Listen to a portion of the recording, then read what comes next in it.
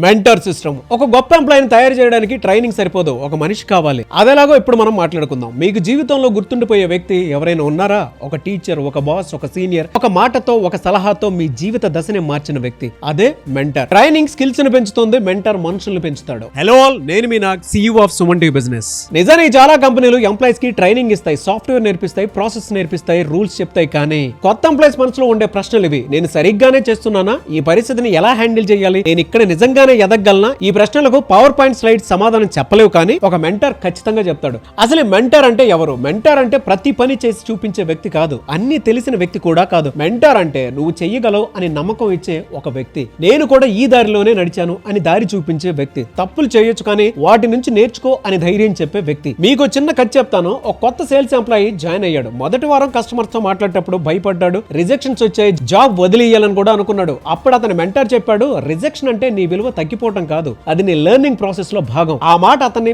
బాగా నిలబెట్టింది. ఒక సంవత్సరం తర్వాత అతనే టీమ్ లో టాప్ పర్ఫార్మర్ అయ్యాడు. ఎందుకంటే ఎవరో అతనిలోని పొటెన్షియల్ ని అంతకంటే ముందే చూశారు. మెంటర్ సిస్టమ్ వల్ల వచ్చే 5 బెనిఫిట్స్. అందులో మొదటిది, న్యూ ఎంప్లాయీ త్వరలో అడ్జస్ట్ అవుతారు. వాళ్ళు ఒంటరిగా ఉన్నామనే భావం నుంచి బయటపడతారు. 2, కాన్ఫిడెన్స్ పెరుగుతుంది, డౌట్స్ తగ్గుతాయి, డెసిషన్ మేకింగ్ బాగా మెరుగుపడుతుంది. 3, మిస్టేక్స్ తగ్గాయి, ఎక్స్పీరియన్స్ ట్రాన్స్ఫర్ అవుతుంది. 4, కల్చర్ స్ట్రాంగ్ అవుతుంది, వాల్యూస్ తో మాటలు కాదు మనుషుల ద్వారా మాత్రమే ప్రయాణం చేస్తాయి. 5, ఫ్యూచర్ లీడర్స్ తయారవుతారు.